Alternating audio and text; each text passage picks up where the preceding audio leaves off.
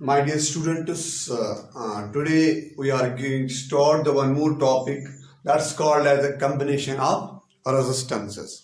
है कि नहीं? सबसे पहला क्वेश्चन अराइज होता है कि हम ये कॉम्बिनेशन ऑफ रेजिस्टेंसेस क्यों पढ़ेंगे। आमतौर पे डियर स्टूडेंट्स, कभी कभार आप किसी लैब के अंदर होते हैं। जब आपके पास लैब के अंदर होते हैं तो आपको चाहिए 5 ओम रेजिस्टर, लेकिन आपको अवेलेबल है 2 ओम, आपको अवेलेबल है 3 ओम, आपको अवेलेबल है 1 ओम। तब क्या करोगे? इसलिए ये चीज आपको आना चाहिए, है कि नहीं। मेनली जब देखा गया है, मेनली जो कॉम्बिनेशन ऑफ रेजिस्टर होती है, या तो वो सीरीज कॉम्बिनेशन होती है, सीरीज कॉम्बिनेशन होती है, यानी जो रेजिस्टेंस की कॉम्बिनेशन होती है या तो वो सीरीज होती है, या तो वो पैरेलल होती है, या इन दोनों की कॉम्बिनेशन होती है। यानी इस तरह से या तो जो ये कॉम्बिनेशन ऑफ रेजिस्टर्स होंगे, या तो वो किस कॉम्बिनेशन में होंगे? सीरीज में, या तो होंगे ये पैरेलल में, तो या तो होंगे ये मिक्सड कॉम्बिनेशन। ठीक है कि नहीं?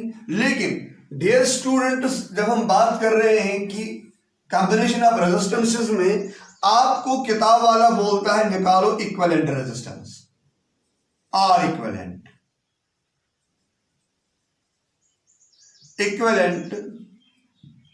रेजिस्टेंस। लेकिन सबसे पहला क्वेश्चन अराइज होता है, ये इक्विवेलेंट रेजिस्टेंस होता क्या है कि नहीं? ये इक्विवेलेंट रेजिस्टेंस होता है कि अगर आपके पास नंबर ऑफ रेजिस्टर्स है, 1 2 3 4 5 6 8 10 इनफिनाइट रेजिस्टर्स भी हो सकते हैं। जितने आपके वो सारे रेजिस्टर्स है, अगर आपने वो किसी भी ईएमएफ सोर्स को कनेक्ट किए, जितने वो सारे रेजिस्टर्स उसमें से करंट ड्रॉ करेंगे, और ये रेजिस्टर अकेला उतना करंट वहां से ड्रॉ करेगा। और एक बार बोल रहा हूं, अगर आप लोगों ने सपोज फॉर एग्जांपल, मैंने यहां से एक रेजिस्टर लिया है, रेजिस्टेंस R1, यहां से मैंने लिया है रेजिस्टर, इसकी रेजिस्टेंस है R2, यहां से मैंने लिया और एक रेजिस्टर, इसकी रेजिस्टेंस है R3। इस तरह से मैंने एक कॉम्बिनेशन ली, ये मैंने इस बैटरी सोर्स को कनेक्ट किया है, ऐसे इस सोर्स के साथ मैंने कनेक्ट किया है। ये है मेरा ईएमएफ सोर्स। सपोज ये जो बैटरी है, इसका ईएमएफ है E1। अगर यहां पर करंट चला I, यानी इसका मतलब इस R1, इस R2 और इस R3 की वजह से इस बैटरी से करंट कितना निकला? I। सपोज अगर आप लोगों ने यहां पर एक रेजिस्टेंस R इक्विवेलेंट लिया, R इक्विवेलेंट का मतलब है ये इन तीनों का इक्विवेलेंट रेजिस्टेंस होगा। करेगा क्या ये? लेकिन होता क्या इक्विवेलेंट रेजिस्टेंस? यहां से आपने फिर यही बैटरी कनेक्ट की है,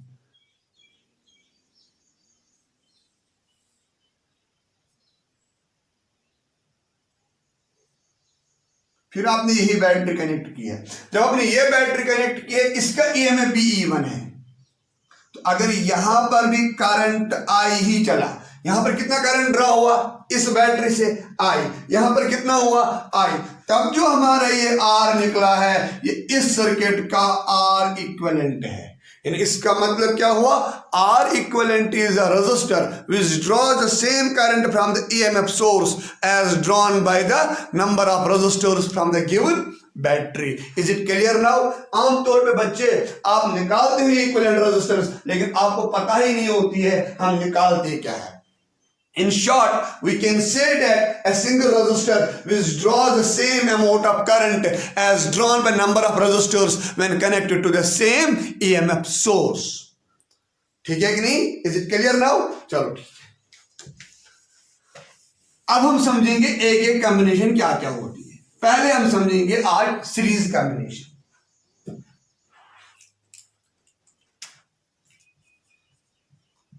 सीरीज कॉम्बिनेशन है कि नहीं? हम कब कहेंगे कि जो रेजिस्टर्स है they are connected in series, या जो हमारे कैपेसिटर्स है they are connected in series. यहां पर बात आ रही है रेजिस्टर्स की। याद रखो, रेजिस्टर्स तब कनेक्टेड इन सीरीज है जब same current is flowing in all resistors. जिस रजिस्टर में भी सेम करंट चलेगा, आई रहेगा सेम, वो रजिस्टर आपस में कनेक्टेड है सीरीज में। देखो डियर स्टूडेंट्स कैसे, यहां पर मैंने रजिस्टर लिया R1, इसको मैंने ऐसे कनेक्टेड किया यहां से R2 के साथ, R2 के साथ, इसको मैंने यहां से कनेक्टेड किया यहां से R3 के साथ।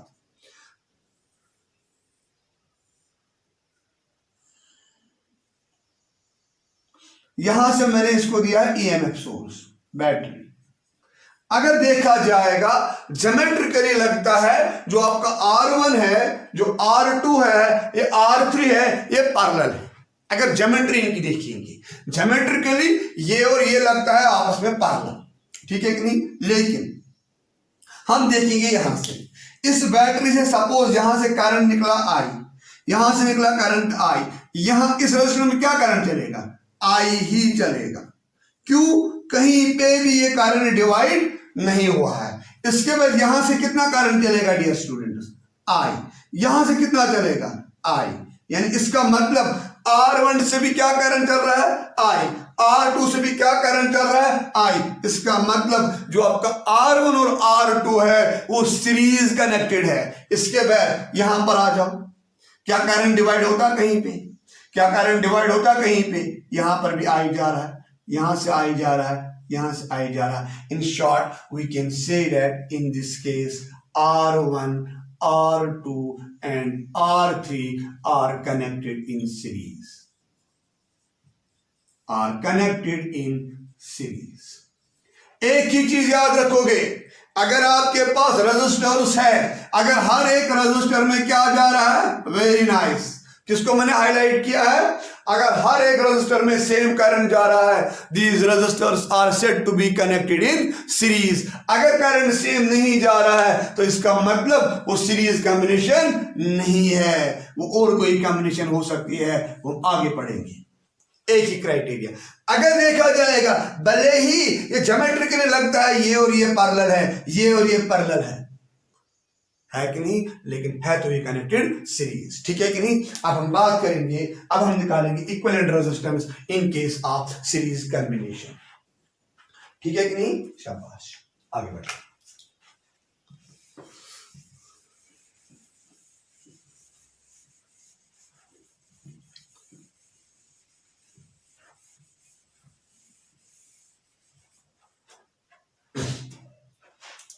अब बात आ रही है equivalent resistance, equivalent resistance in series combination.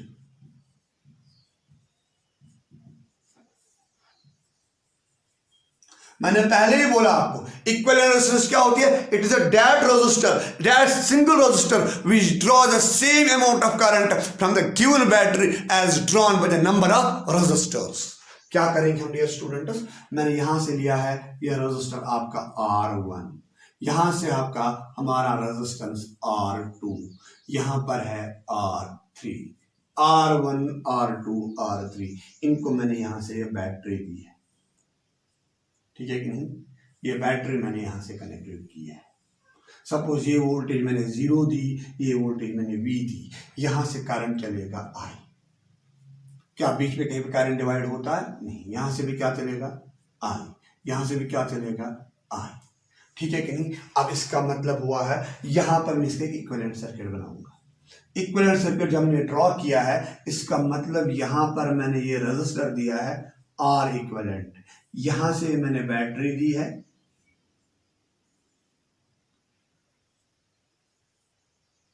ये मैंने यहां पर कलेक्ट किया है। लेकिन जितना यहां करंट होगा इतना ही करंट यहां पर भी होगा। यहां करंट I चलेगा, यहां पर है वोल्टेज 0, यहां पर है V। अगर इसने सेम करंट इस बैटरी से निकाला तब जाके इन तीनों का इक्विवेलेंट रेजिस्टर है। अगर इसने सेम करंट यहां से ड्रॉ नहीं किया तब इसका इक्विवेलेंट रेजिस्टर नहीं है। इसको दिमाग में बिठा। बड़ी बदकिस्मती यही है कि हमारे बच्चे जो है वो बेसिक्स पे ध्यान नहीं देते। वो सोचते सारे फिजिक्स में ट्रिक रखो यार, फार्मूला रखो यार। जिगर फिजिक्स फार्मूला और ट्रिक नहीं है, फिजिक्स सारी कंसेप्ट बेस्ड है। जितना आपके कंसेप्ट स्ट्रांग होंगे ना उतने आप न्यूमेरिकल्स के साथ खेलोगे न्यूमेरिकल्स के साथ, करोगे नहीं खेलोगे। इस बात को याद रखोगे, ठीक है कि नहीं। इसका मतलब हुआ है यहां पर अपने जब आऊंगा, यहां पर मैंने यहां पर ये वोल्टेज V दिया है, यहां पर आएगा वोल्टेज V1।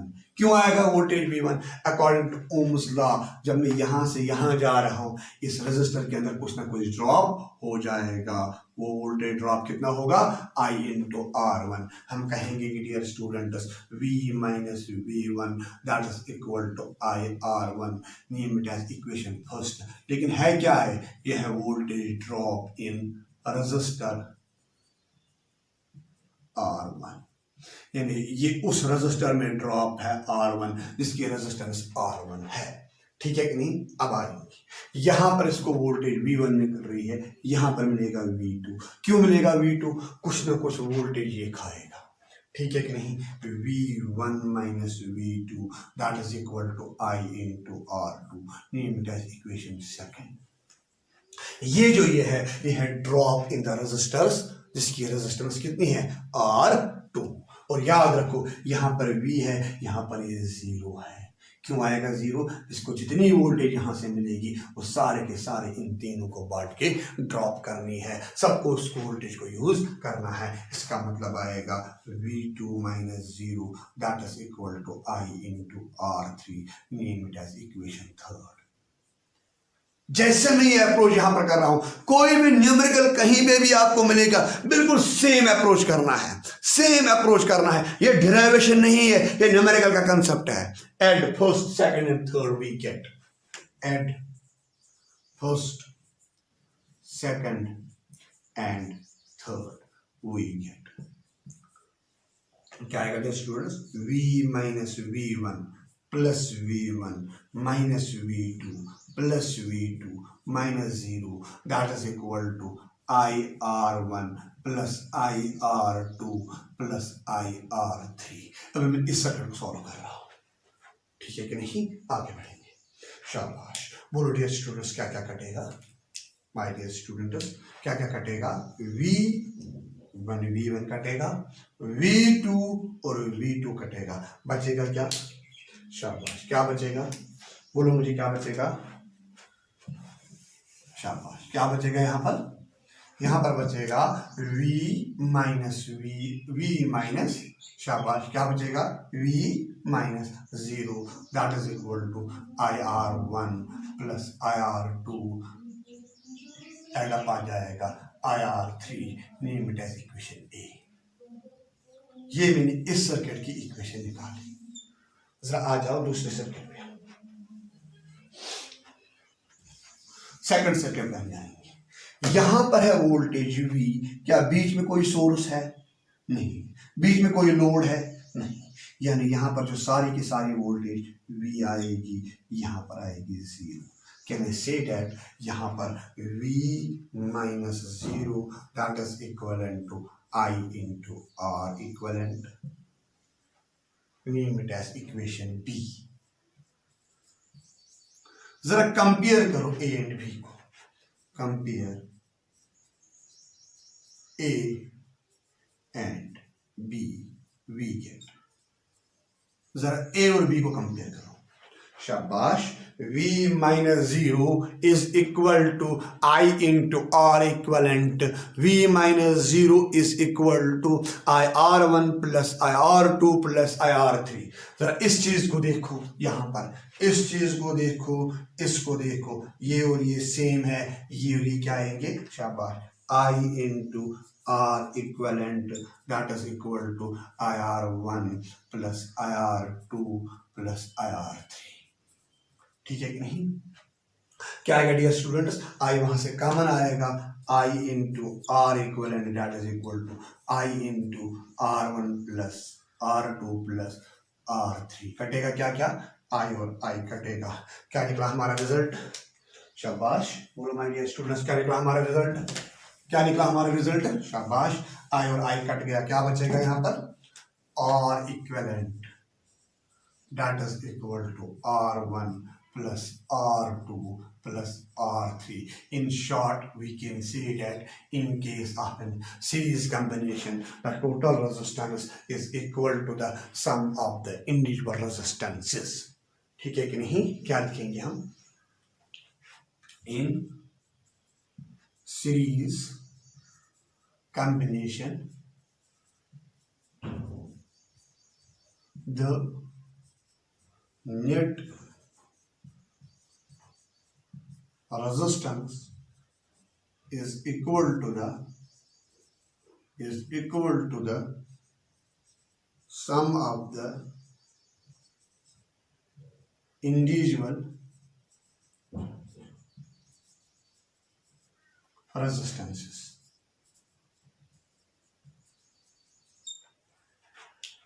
ठीक है कि नहीं? क्लियर हुआ?